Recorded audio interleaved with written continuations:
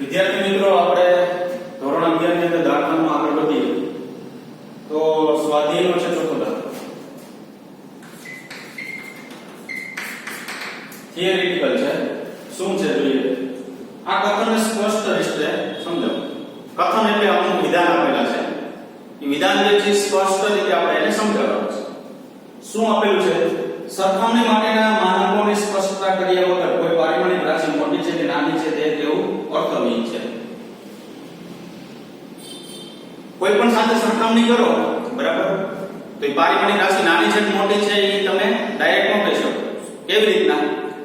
તો હું કહું કીડી છે ધારો, તો મારે એવું કહેવાય એનું હાથી સાથે સરખામણી કરી શકું કે હાથીની સાપેક્ષે કીડી ખૂબ જ નાની છે.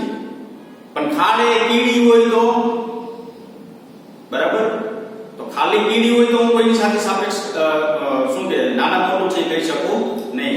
બે બિલ્ડિંગ હોય, એક નાની હોય 10 માળ ને 20 માળ, પણ હું એમ કહી શકું 20 માળની સાપેક્ષે 10 માળની બિલ્ડિંગ કેવી છે? નાની છે. ખાલી 10 માળની હોય તો હું એમ ન કહી શકું કે આ બિલ્ડિંગ આ મોટી છે. હું એમ ન કહી શકું આ બિલ્ડિંગ કેવી છે? નાની છે.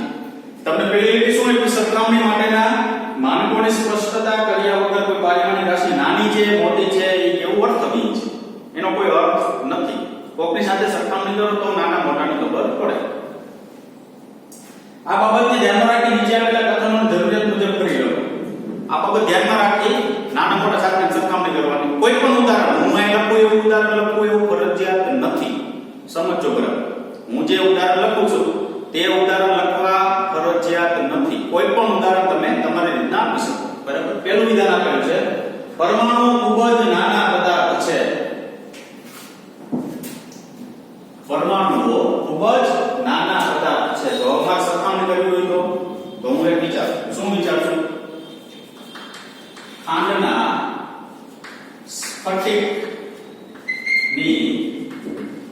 સરખામણીએ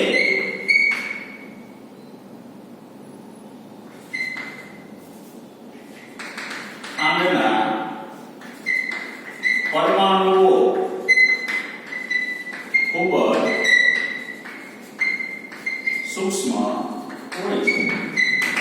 ખાંડના એક દાણા સાથે મેં શું કરી દીધું? એની સરખામણી કરી. એની સાપેક્ષમાં પરમાણુ ખૂબ નાના હોય છે. કોક તમારે વિચારો, તમે એવું કહી શકો કે મારે બીજો પદાર્થ કોઈ લેવો છે, ઘન પદાર્થ. હું એમ કહું કે પથ્થર લેવો છે, તો એમ કહું કે મોટા પથ્થરના ટુકડાની સાપેક્ષે પરમાણુઓ જે છે તેના ખૂબ જ એની સાઈઝ કેવી હોય છે? નાની હોય છે. બરાબર. બીજો પ્રશ્ન પૂછો છે જેટ પ્લેન ખૂબ જ ઝડપથી ચાલે છે. તો અમે લખીશું બાઇકની સાપેક્ષે જેટ પ્લેનની ઝડપ ખૂબ જ વધારે હોય છે. મેં બાઇક લીધી, કોકે સાયકલ લેવું છે કે સાયકલની સાપેક્ષે જેટ પ્લેનની ઝડપ ખૂબ વધારે હોય છે. કોકે કાર લેવી છે તો કારની સાપેક્ષે જેટ પ્લેનની ઝડપ છે ખૂબ જ કેવી હોય છે? વધારે હોય છે. બરાબર. કોઈ પણ ઉદાહરણ તમે આપી શકો. ત્રીજું,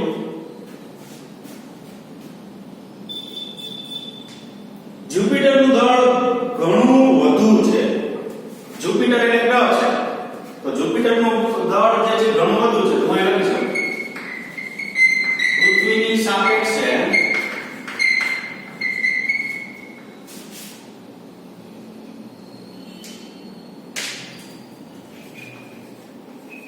જુપિટરનું દળ ખૂબ જ વધારે હોય છે. બરાબર. એના પછી આપેલું છે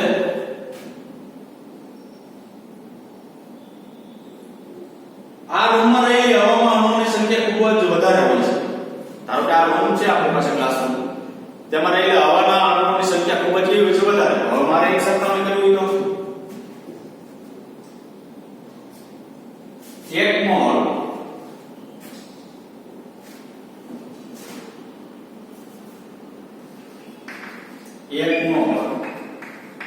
હવામાં રહેલા અણુઓની સાપેક્ષે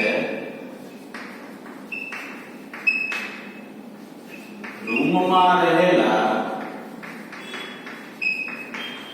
અણુઓની સંખ્યા ખૂબ જ વધારે હોય છે.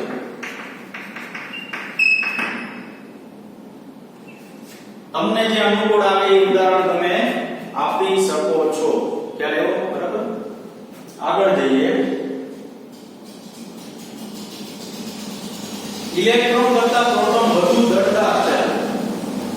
તો ઇલેક્ટ્રોન ઉપર ઘાત છે ને -31 આવે, પ્રોટોન ઉપર ઘાત છે -27 આવે. -27 મોટું -31 તો કહેવાય -27 મોટું, માઈનસ ઘાત છે ને, બરાબર. તો એ વિધાન જે છે આપણે આપી દીધું. તો આ વિધાનમાં એવું કહેવાનું કે આ વિધાન કેવું છે? સત્ય છે. કઈ દીધું આપણે આ વિધાન સાચું જ છે, બરાબર જ છે. જે એક સાચું છે. શું કામ? તો કે ઇલેક્ટ્રોનનું દળ ઓછું છે પ્રોટોન કરતા. હવે એના પછી શું કહ્યું? પ્રકાશની ઝડપ કરતા ધ્વનિની ઝડપ ખૂબ જ ઓછી હોય છે. તમે કોઈ જગ્યાએ લાઈટ કરો અને કોકને હાથ પાડો, બરાબર, તો લાઈટ પહેલા પહોંચી ગઈ. જો આપણે પહેલા ટૂંકમાં વીજળી થતી હોય તો વીજળી થાય તો વીજળી આપણે પહેલા દેખાય, પણ જે અવાજ આવશે, બરાબર, એ આપણે થોડી વાર પછી આવશે. પહેલા વીજળી થશે, ડાયરેક્ટ અવાજ નહીં આવે, થોડી વાર પછી આવશે. તો એનો મતલબ એવો કે પ્રકાશની ઝડપ વધુ છે, ડાયરેક્ટ વીજળી દેખાઈ ગઈ. જે અવાજ છે એટલે ધ્વનિની ઝડપ કેવી છે એના કરતા ઓછી, એટલે થોડી વાર પછી આપણે તે સંભળાશે. તો જે વિધાન આપેલું છે એ સત્ય વિધાન છે. તો એમાં લખી શકાય આ વિધાન કેવું છે? સત્ય છે.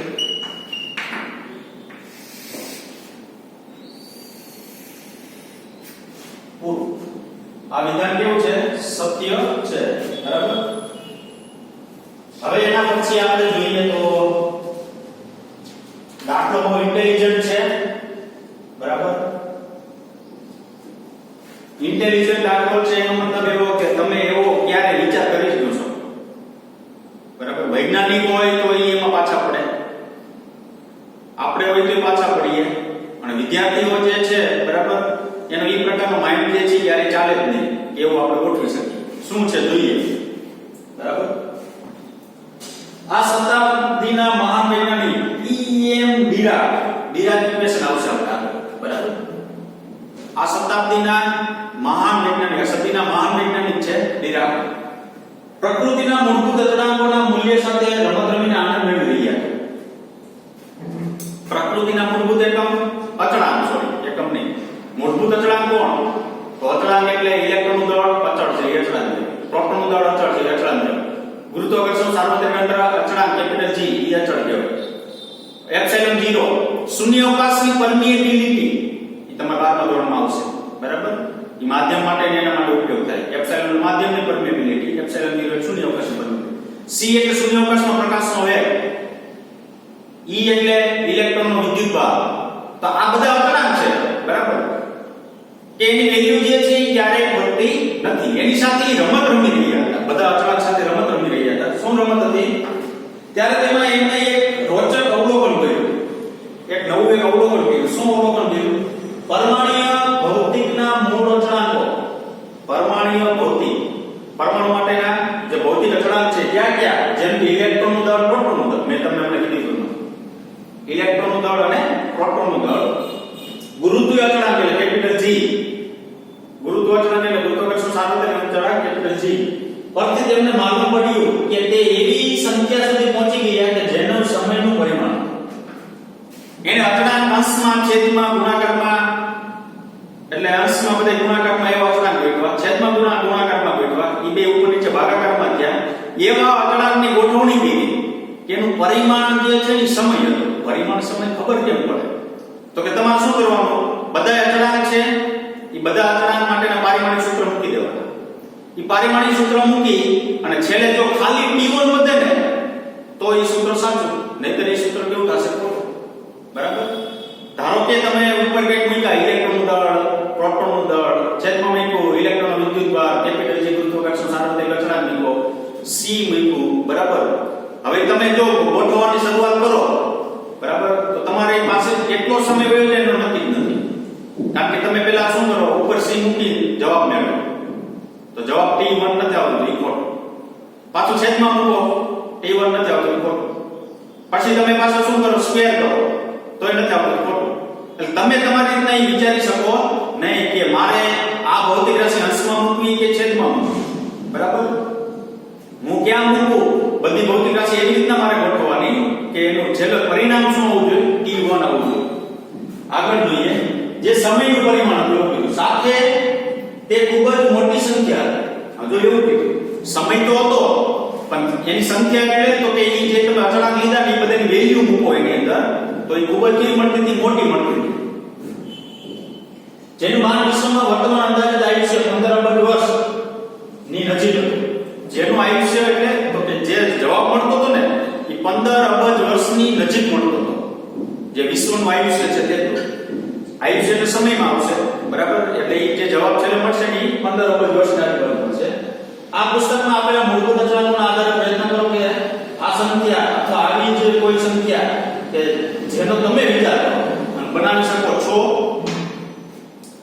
પુસ્તકના અચળાંકનો ઉપયોગ કરવાનો કીધો તો પુસ્તકના અચળાંકમાં છેલ્લા પેજ ઉપર તો અસંખ્ય અચળાંક આપેલા એ બધા કોઈ પણનો ઉપયોગ તમે કરી શકો. ધ્યાનમાં શું રાખવાનું એનું છેલ્લું રિઝલ્ટ T1 એટલે સમય આવવો જોઈએ અને એને બધી કિંમત મૂકી જવાબ જે છે ને એ કેમાં આવવો જોઈએ અબજ વર્ષમાં આવવો જોઈએ. તો આ તો બહુ વિચારવા જેવો પ્રશ્ન છે. આ પ્રશ્ન સોલ્વ કરવા માટે ગમે એટલા તમે મહેનત કરશો ને તોય સોલ્વ ન થાય. બરાબર? એના માટે આપણે ડાયરેક્ટ સૂત્ર જ લખશું. એ સૂત્ર યાદ રાખવાનું. એ સૂત્ર હું એવું લખીશ કે એનું છેલ્લે પરિમાણ જે છે સમય આવશે જવાબ અબજમાં આવશે. બરાબર? આગળ જો વિશ્વનું આયુષ્ય અને આ સંખ્યાની સરખામણી આકસ્મિક હોય તો મૂળભૂત અચળાંકોના અચળતા અંગે તમે શું દર્શાવો? જો અચળ સમયને એ બે સમાન મળશે તો મૂળભૂત અચળાંક વિશે તમે શું દર્શાવશો? તો કે તમારે પહેલી વસ્તુ એ કે મૂળભૂત અચળાંક પસંદ જ એવા કરવાના કે અબજ વર્ષમાં આવવા જોઈએ એની નજીક આવવા જોઈએ. બરાબર? તો આપણે દાખલાની શરૂઆત કરીએ. કેવા સૂત્રનો આપણે ઉપયોગ કરશું તે સ્વાધ્યાયનો છે કેટલામો 33મો દાખલો છે. બરાબર? 33મા દાખલાની અંદર સૂત્ર લખું છું.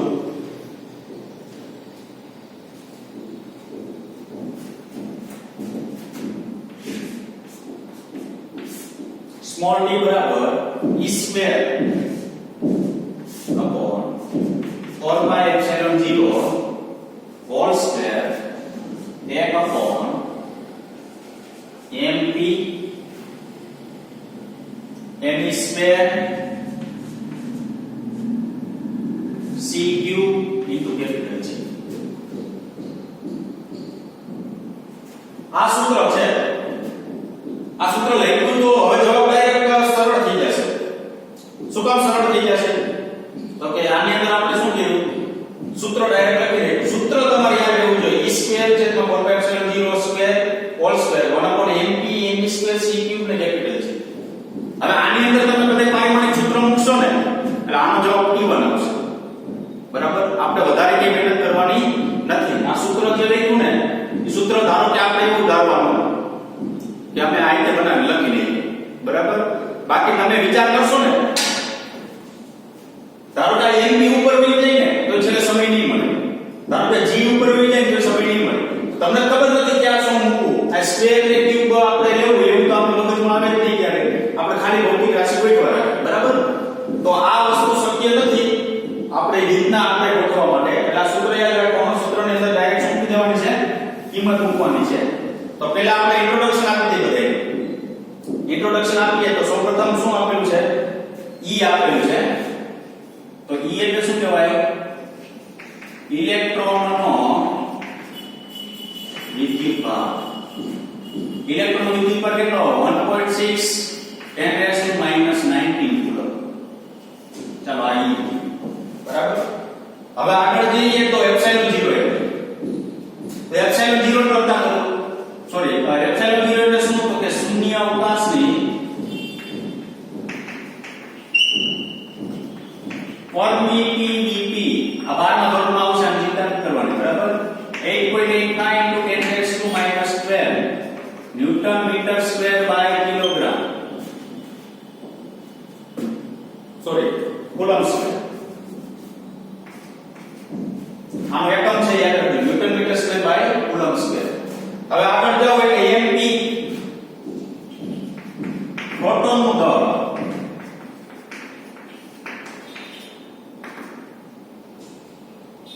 પ્રોટોનનું દળ છે 1.67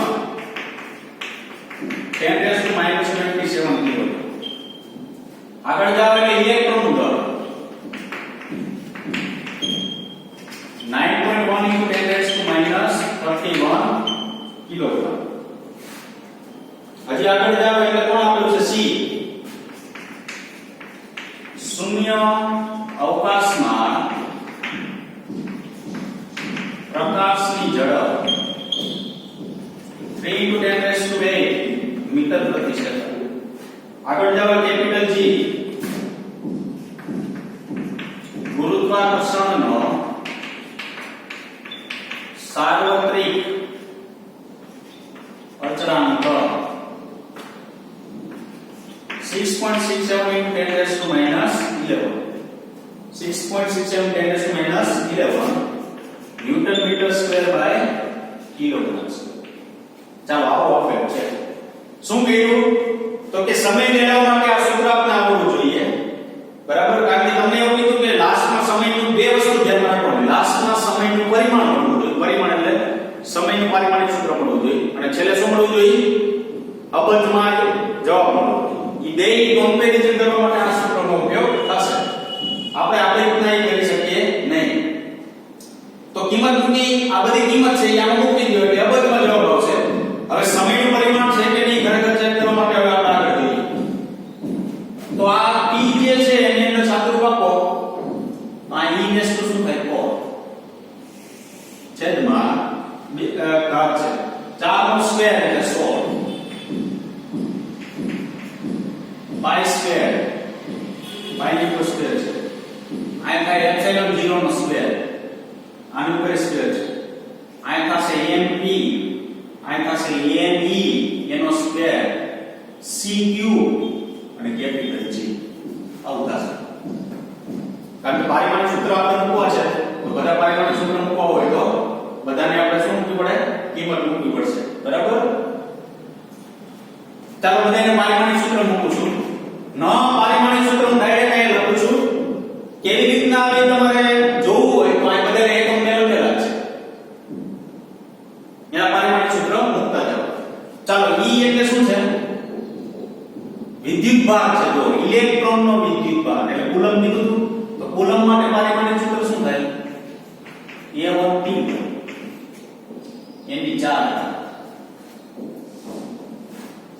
A1T1 ની 4 ઘાત, બરાબર? ખબર હોય તો વિદ્યુતભાર માટે શું આવ્યું હતું? A1T1 પારિમાણિક સૂત્ર 4 ઘાત છેદમાં ચાલો 16 એનું પારિમાણિક સૂત્ર ન હોય, પાઈ સ્ક્વેર નું ન હોય, એપ્સિલોન 0 નું હોય, m-1 l-2 T4 અને A2 સોરી -3 આવશે. ડાયરેક્ટ લખું છું, બરાબર? હવે તમારી પારિમાણિક સૂત્ર મેળવવું તો આ એપ્સિલોન 0 ન્યૂટન નું m1 l1 જો આવી રીતના મળે. ન્યૂટન છે તો આ m1 l1 t-1 sorry t-2 છેદમાં આ મીટર છે એટલે આ l2 કુલમ છે તો a1 t1 પર ઉપર સ્ક્વેર છે એટલે 2 થઈ જાય. ચાલો m1 l1 l2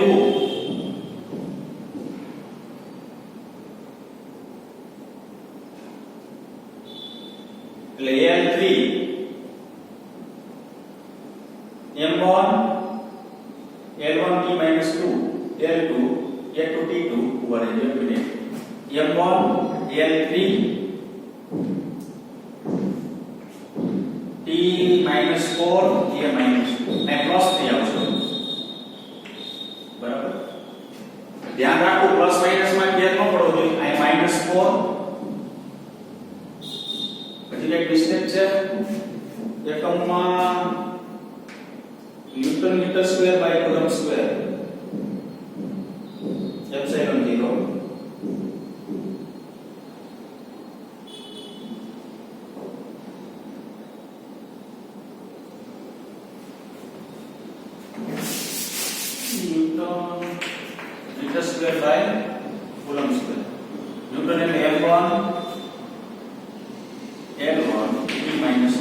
kilogram metre પ્રતિ સેકન્ડ સ્ક્વેર. મીટર એટલે L2 કુલમ. A1 T1 ઉપર એટલે A2 T2. અહીં થશે M1 L3 T -4 અને A -2.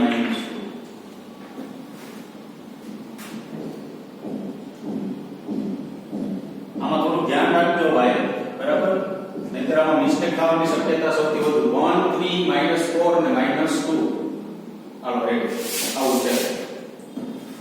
ચાલો આગળ વધીએ તો પારિમાણિક સૂત્ર મૂકવાનું ધ્યાન રાખજો. આની ઉપર શું છે? એપ્સિલોન 0 ઉપર સ્ક્વેર છે. ચાલો આ દળ આવ્યું તો અહીં m1 નાખ્યું, e આવ્યું દળ તો એમાં m1 ઉપર બેગા, c આવ્યું L1 t -1 નો ધન, g આવ્યું -1 L3 t -2, m -1 L3 t -2. g એટલે ન્યૂટન મીટર સ્ક્વેર પર કિલોગ્રામ સ્ક્વેર. ન્યૂટન એટલે m1 L1 t -2 L2 છેદમાં m1 સોરી m2. આ ઉપર જશે એટલે -1 થાય, m -1 L3 t -2. ચાલો t બરાબર શું થશે? m4 t4. અહીં ઘાતની ઘાતનો ગુણાકાર. અહીં ઘાતના ઉપર 2 છે કે m2 n6 t -8 A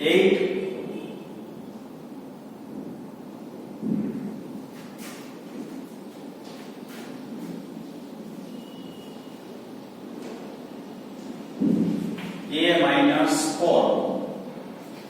m1 m2 L3 t -3 m -1 L3 t -2. ટૂંકમાં ઘાતની ઘાતનો શું કર્યો? ગુણાકાર કર્યો. ચાલો પહેલા ખાલી m લઈએ. ચાલો આ ઉપર જાય એટલે -k, પછી આ ઉપર જશે એટલે -1, આ ઉપર જશે એટલે -3 સોરી -2, આ ઉપર જશે એટલે -2, આ ઉપર જશે એટલે -1,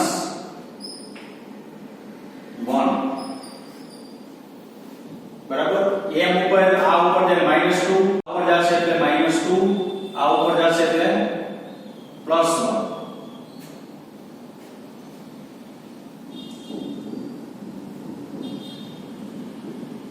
m2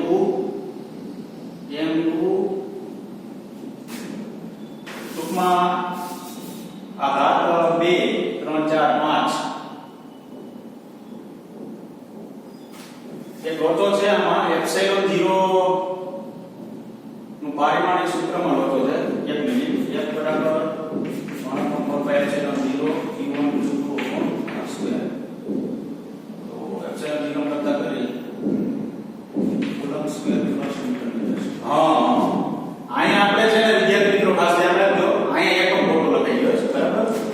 અહીંયા આવશે coulomb square plus newton metre square. Coulomb square newton metre square એટલે A2 T2 by m1 L1 t -2 અને L2.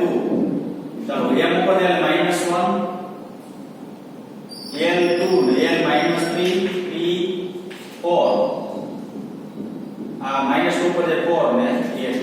ટૂંકમાં અહીંયા આ -1 આ -3 આ +4 અને આ +2 આવું છે, બરાબર? ટૂંકમાં એકમ આપણે ફોટો લખાઈ ગયો એટલે ધ્યાન રાખજો જો આવું ન થાય, બરાબર? નહીંતર આમાં લોચા થશે. ચાલો હવે શું થશે? કાંઈ ફેરફાર કરવાનો, ખાલી આની માઇનસ આમ લખવાનું અને આ શું લખવાનું છે? આમ પ્લસ. ઓકે? ટૂંકમાં coulomb square by newton metre square આવે એટલો. ચાલો t બરાબર આ ઉપર જાય એટલે આ m રાખીએ, આ ઉપર જાય એટલે +2. ચાલો m ની અંદર આ ઉપર જશે એટલે -1, આ +2 ઉપર જશે એટલે -2, આ માઈનસ ઉપર જશે એટલે પ્લસ. ચાલો m ઉપર પૂરું l લે, l છે એ ઉપર જશે એટલે +6. એ બીજું કોણ છે? આ -3 p પછી l ક્યાં છે આ +3 સોરી -3 આ l પ્લસ છે ઉપર l માઈનસ હવે આવશે p તો ઉપર તો ચાર્જ છે જ હવે p આમ +8 છે ઉપર જશે ને -8 પછી આ -3 ઉપર જશે ને +3 અને +2 હવે આવ્યું a તો ઉપર ચાર્જ તો છે જ ઉપર ચાર્જ છે એ ઉપર તો આ a ક્યાં છે અહીંયા આ -4 +4 છે પછી કે a નથી તો આ t બરાબર શું થાય જોજી 2 1 ટૂંકમાં 2 +2 -2 0 -1 +1 0 એટલે m 0 થઈ ગયું l શું થશે -6 -3 -6 એટલે અહીંયા l 0 t ઉપર કેટલી ઘાત થશે આ 4 3 7 8 9 9 8 એટલે 1 ઘાત થશે બરાબર આ 4 4 એટલે a 0 તો પરિમાણ શું મળ્યું આપણે t1 મળ્યું પરિમાણ શું આપણે મળ્યું t1 તો ચાલો આપણે જે સૂત્ર અહીં લખેલું છે એ સૂત્ર છે સાચું શું કામ તો કે સમય આપણે કેમ મળ્યો સોરી પારિમાણિક દ્રષ્ટિએ સાચું છે શું કામ તો કે શું મળ્યું આપણે t1 આ સૂત્ર જે છે સાચું છે બે વસ્તુ ચેક કરવાની લીધી એક તો સમય છે એ સમયમાં મળવું જોઈએ અને અબજમાં જવાબ આવવો જોઈએ તો હવે અબજમાં જવાબ મેળવવા માટે શું કરશું તો આ સૂત્રની અંદર બધી આપણે કિંમત મૂકશું તો સ્મોલ d આપણું વિજ્ઞાન કે સમય છે કે નહીં એ ખરેખર સાચું બરાબર હવે e એટલે વિદ્યુતભાર છે 1.6 10⁻⁻19 ની 4 છેદમાં કિંમત મૂકો 16 પાઈ એટલે 3.14 નો સ્ક્વેર એપ્સિલોન 0 8.85 × 10⁻12 ની કેટલી ઘાત 2 ઘાત પ્રોટોન દળ 1.67 × 10⁻27 ઇલેક્ટ્રોન દળ 9.1 × 10⁻31 નો સ્ક્વેર c શૂન્યાવકાશનું પ્રકાશન ઝડપ 3 × 10⁸ ની 3 ઘાત g 6.67 × 10⁻11 આ બધાયનું જો સાદું રૂપ આપવામાં આવે ને તો 0.000000 સાત 0 પોઈન્ટ છે